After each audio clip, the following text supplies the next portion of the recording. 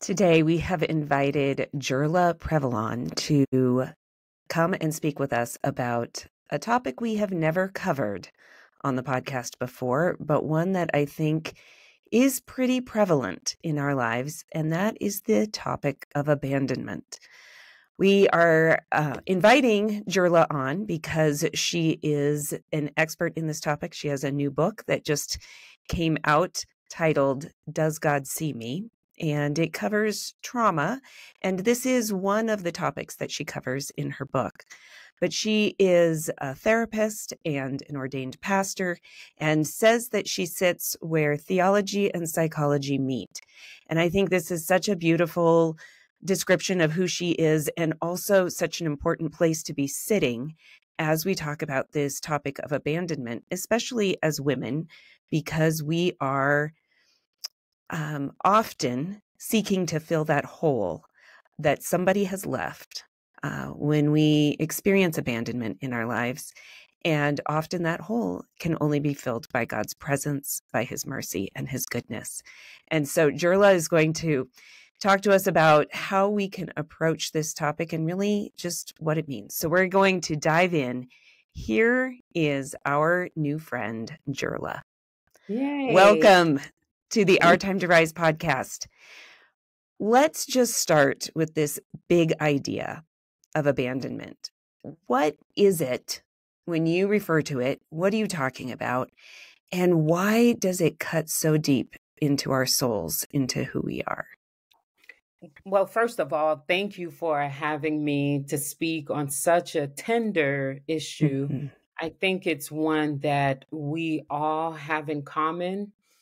Whether we've been abandoned by a parent, a spouse, a sibling, a friend, or a church leader or a church itself, it cuts deep.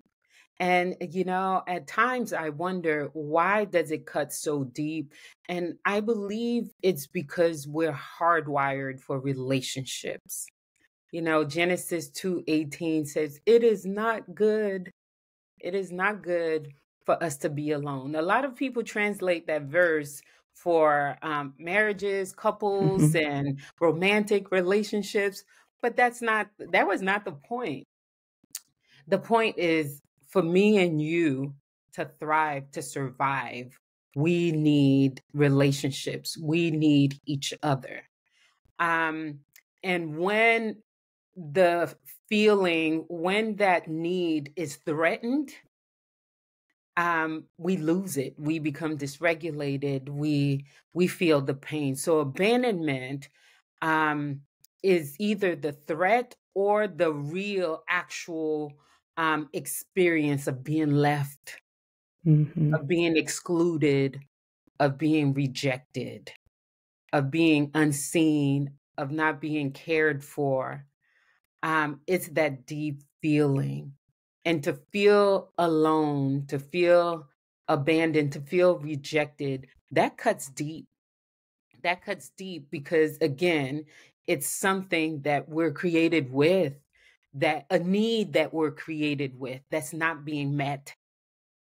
And at times we feel that pain as people in our environment exposes us to it, children in the playground,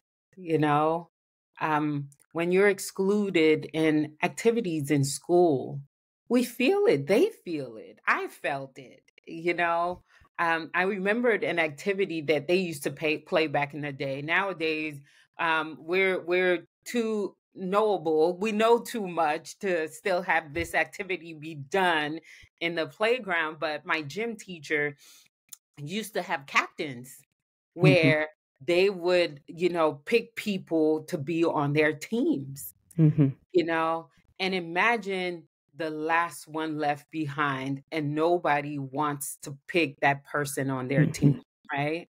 That's abandonment. That's the feeling of abandonment, of not being wanted, of being rejected. And again, it's tapping into this innate need of ours for belonging, for connection, for being seen, for being loved, for being cared for. And when that is threatened, we get dysregulated. We lose it. We're in fight flight mode. We can't stand. The ground underneath our feet is unsteady, and we feel unstable, and we don't feel whole in this world. We don't feel together in this world. So that's the potential of abandonment. Now, as a therapist, and I can keep going, but I want to just share one more example. As a therapist, it's probably one of the hardest things for clients to admit has happened to them, especially when it's happened by a parent, and especially if it's emotional abandonment, right? Mm. Because again, if the parent provides food, water, shelter, how could they abandon you? How could there have been abandonment? But there's also emotional abandonment where you're not seen, where your needs are not met emotionally, where there's no one to talk to you, no one to engage with you, no one to support you, no one to show up for you, um, no one to validate your lived experiences in this world. That's emotional abandonment. Mm. Yeah. Gosh, I have lots of questions about that. But okay, I'm going to just ask that a question about that. So I'm automatically, as a mom, thinking, oh, how do I not do that for my children? How do I make Mhm. sure that I am available to them and not abandoning them? Because I also want to recognize that parents who may be listening carry the stress of life and feel distracted and feel like, you know what, this month, maybe I am just putting food on the table. So Yeah. how do I live my life and not be that parent that abandons emotionally for my kids? Yeah, so I'm mindful of people in the margins who all they have is to provide food, water, and shelter. They're just as Maslow's hierarchy of needs, the first tier, right? I'm very mindful of that because I'm understanding of those families who are just trying to survive. My family, that was where we were. Mhm. And so I want to be careful to not judge where someone is in life, and you're just at a place of survival. And it doesn't, there, two things can be true at the same time, right? Um, you can be at a place of survival, and for the child to still experience that need of wanting to connect with parents, with others, to feel safe, to feel secure. So the parent can have the need of wanting to just keep their families physically safe, physically healthy, while the child has another experience of not being in an emotionally secure, place in life.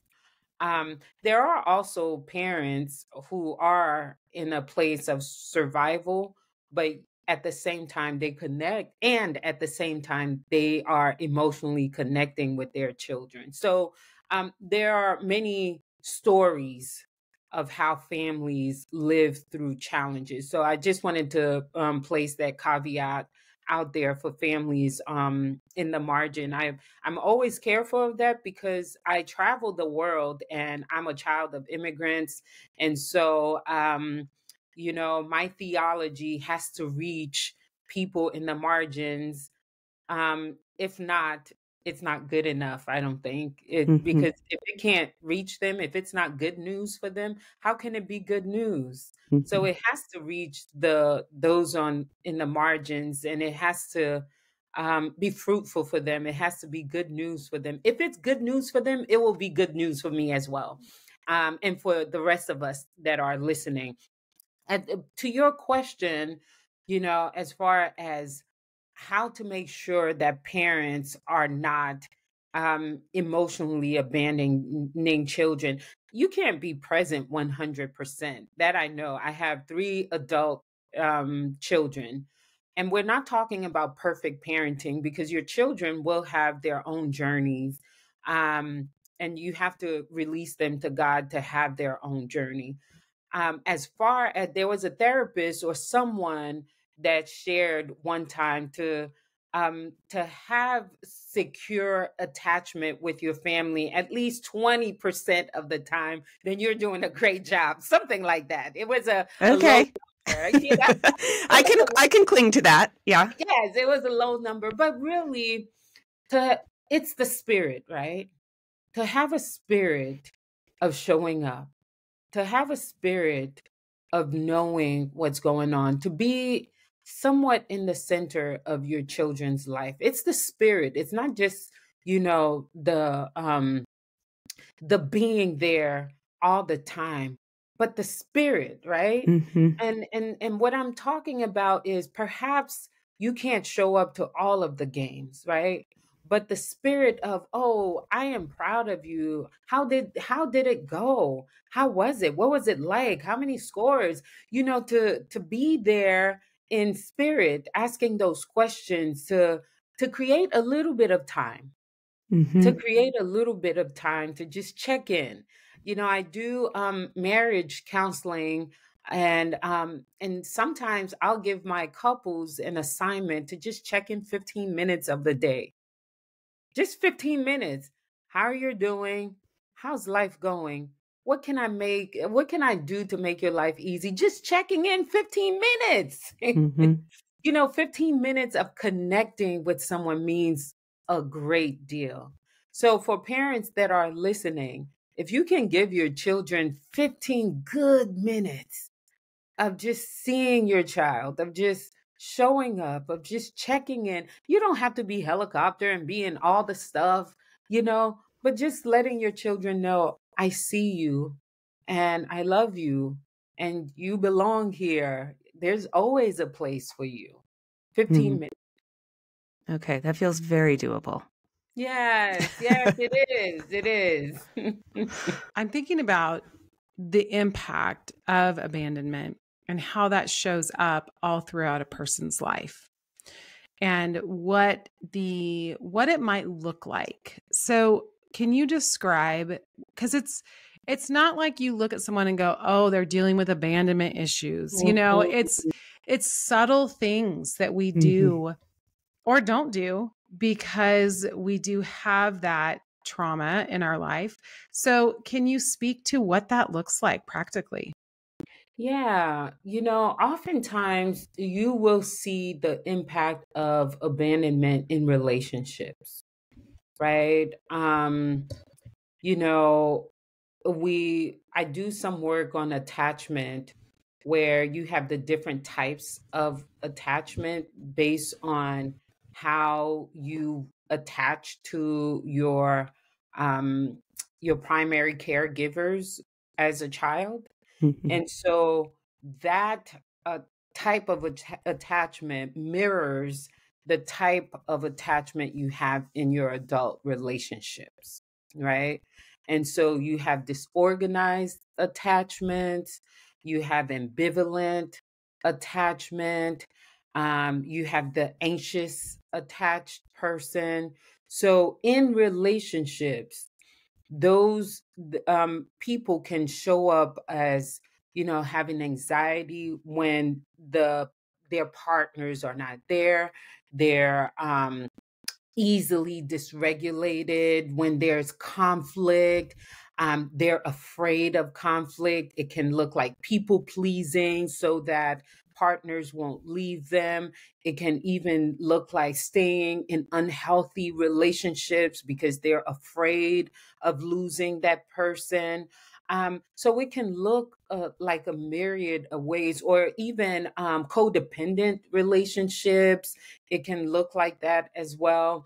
Um, it can look like anxiety or depression because of what's happening in the relationship. So there's a plethora of ways that it can look in relationships. Usually, when there's when couples come to me, then I can see that there was something going on with this partner that's caused or created the perfect storm, so to speak.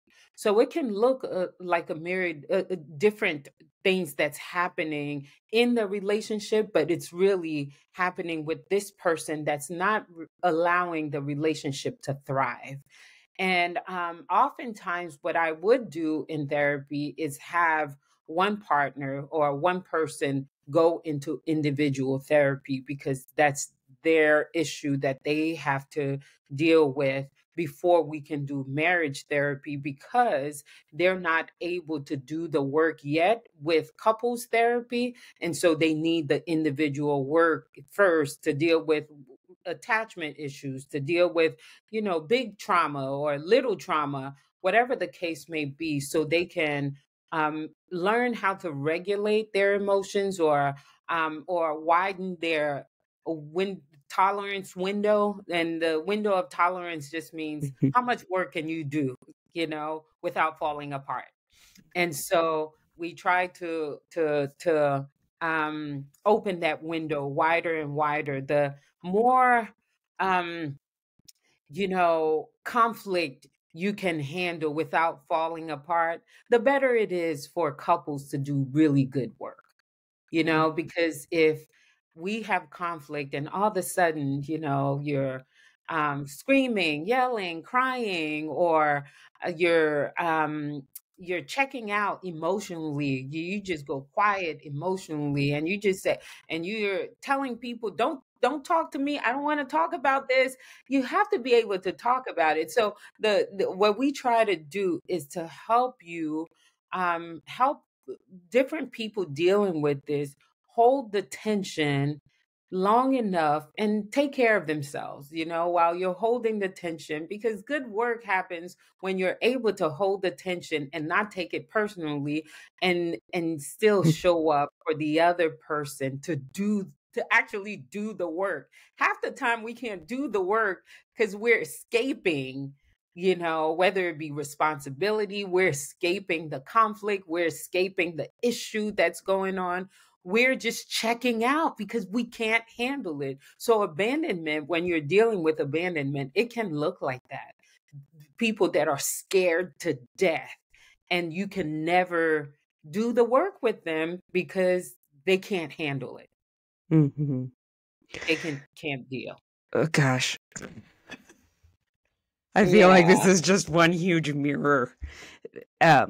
So my first book covers a lot of my own abandonment issues with having an absent father and how that impacted my marriage. And I'm 49, right? The healing has happened. But even some of the conflict that you're talking about, I'm like, ooh, but are there still little bits that come out? Not like they did 25 years ago. It was kind of glaring problems before God has done some good work, and my husband has helped me, and Krista has helped me, but it's been, these are the core things.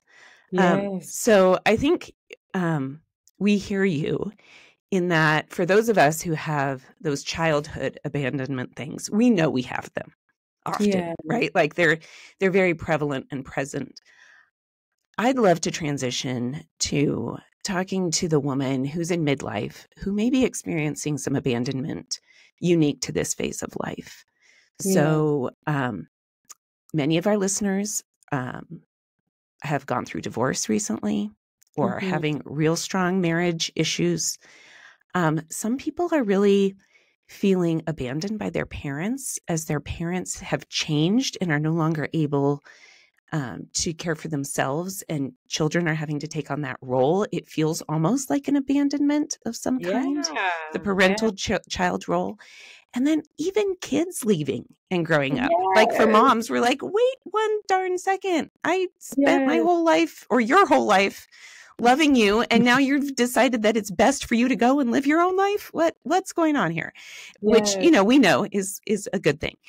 But how do you work with women who maybe are experiencing this either for the first time or, like in any kind of grief, it's bringing up some old abandonment issues as they hear those echoes of, oh, yes, I remember this. I know this feeling. Yeah. I've been through this before. Yes. First of all, you are hitting the nail on the head. Even for me as a therapist, there are several things that you've shared that I'm currently experiencing. I'm not exempt from this process. I'm part of the um, human race dealing with changes and dealing with seasons of life, because that's what that is. We're dealing with the with just changes in seasons of life. What I would say to us is to be kind to yourself, number one. And I start with that because we tend to try to, to tell ourselves it's not a big deal. Why are we talking? Why are we feeling this way? It's not a big deal. Those things are big deals, to be. And by the way, our age group, because I'm 48, you just said you're 49. Our age group probably experienced the most divorce. And here's why. Children are leaving the home. Our purposes are changing. Seasons of life are changing. And now you're doing a big old life assessment, a big old inventory of life. Does this, the way I've been living, does it still make sense? Is it still serving us as a couple? Is it still working? Because a lot of times, since my audience is women will stay for the children. Women will stay for the sake of the children, to keep equilibrium, to keep balance, to keep, a two-parent household intact. And so even when there are issues, you're busy with the children, so the issues are swept under the rug. And so when the children start leaving, that's when you start experiencing these things. You start seeing it more pronouncedly. It's glaring in your face. Now you have to do something about it. You can't just hide behind the children anymore, because the children are no longer here. So you have to deal. Either we're going to counseling or either we're separating. What are we doing? Right.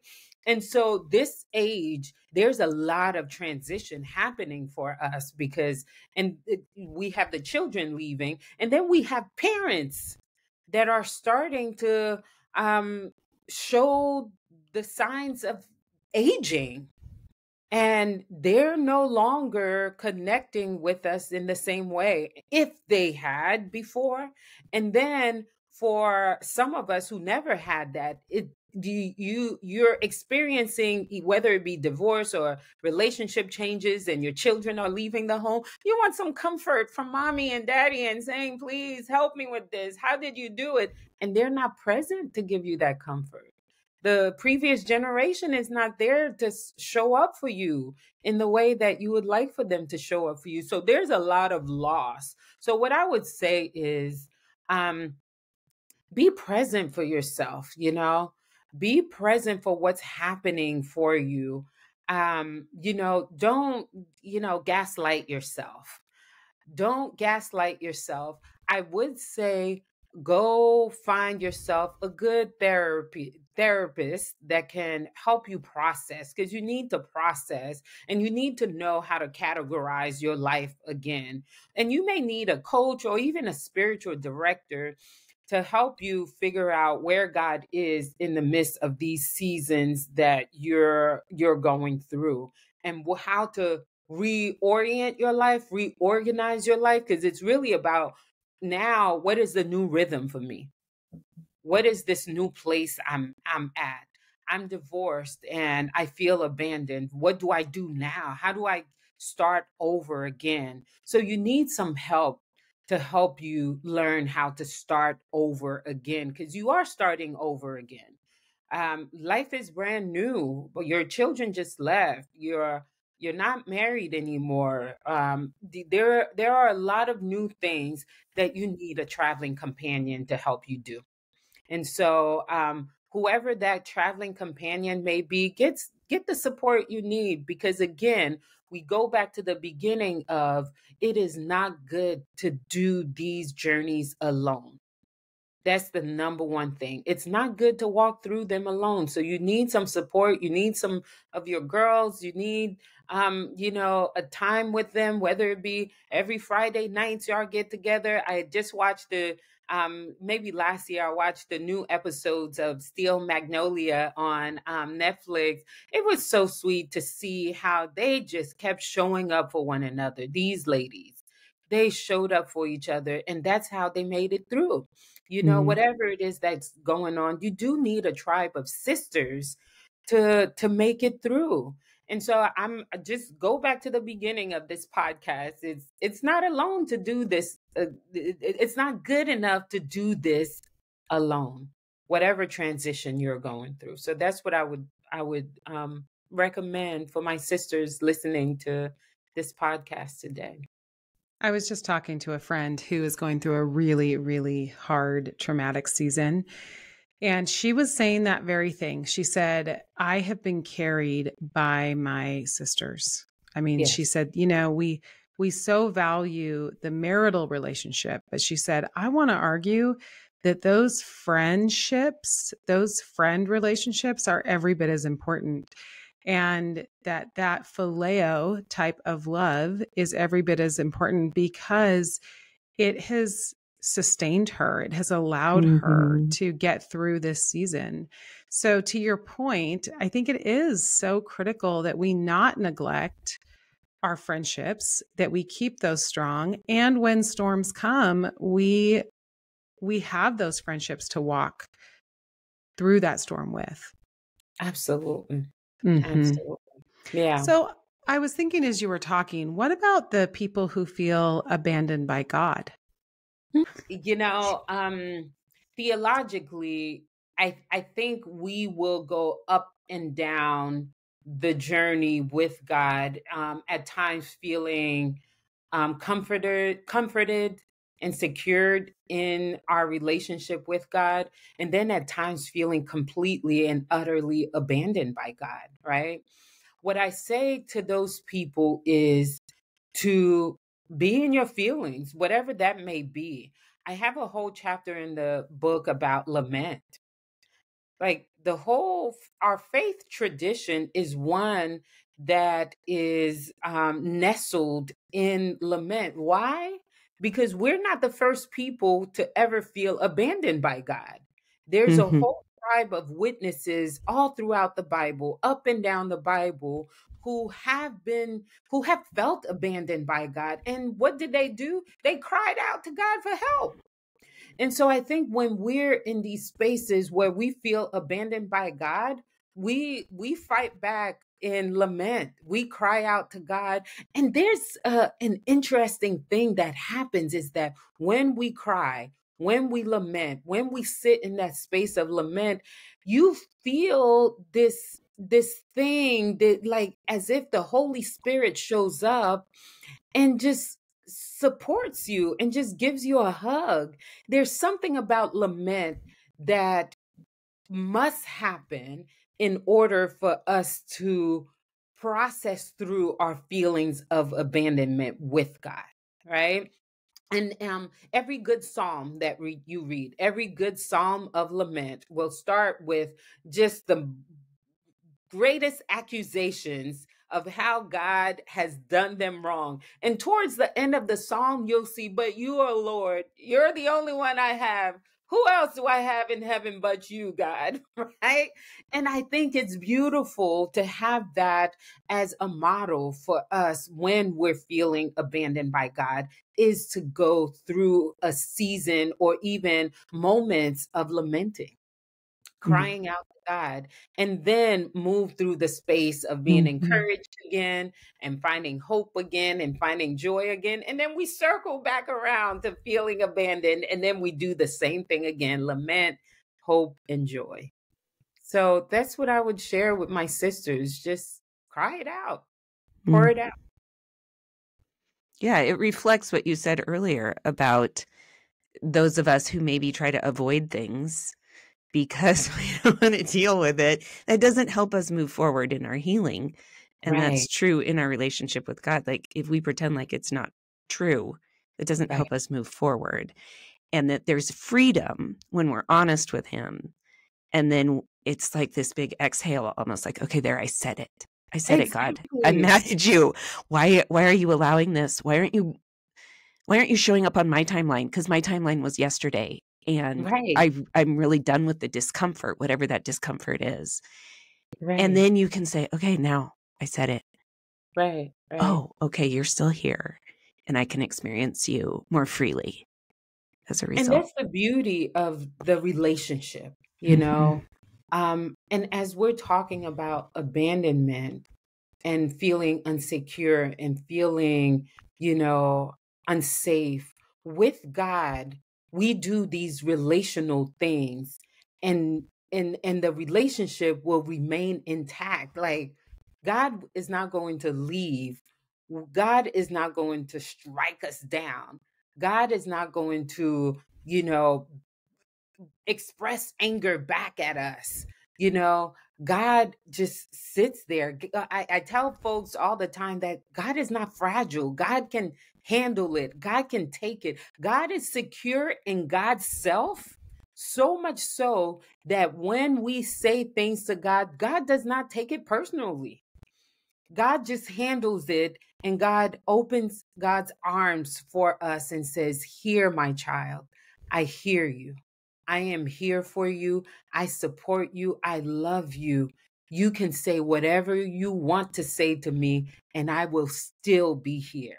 That's unlike our human relationships, and that's why that's God. That's why it's God. And that's why that relationship is safe and secure.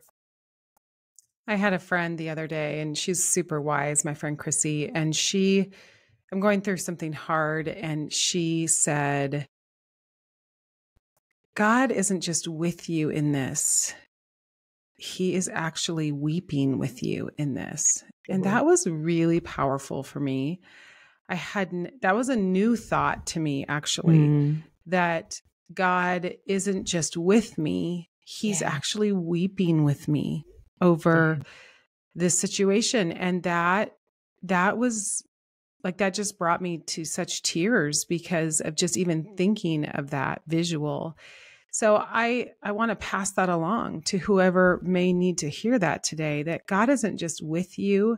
God is weeping with you over your situation and is sitting with you. And he's strong enough for you to lean on him while he is sitting with you, weeping with you.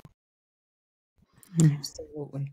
Well, any last words of encouragement for people who are either dealing currently with abandonment or are still dealing with the impact of abandonment in their life? Yeah, what I would say is don't give up. Keep pursuing these safe relationships with God and with others. I think what abandonment wants us to do is to stay in the dark and to stay in these spaces of being stuck. What I would say as a therapist is don't give up. When you feel like isolating yourself because you feel like no one cares, no one loves you, fight those thoughts. Those thoughts are not of God. God wants you in relationships. And of the billions of people in the earth, surely there's one or two out there that loves you and cares for you, right? And so don't give up. You are loved. You are not rejected. You are not abandoned. God is here for you. Your friends are here for you. People around the earth are here for you. And this podcast that you're listening here is created especially that you can receive this message. So don't give up. Keep pursuing relationships and connectedness. Amen. Amen. Well, thank you so much for being with us today, and we wish you all the best. Thank you. Thank you.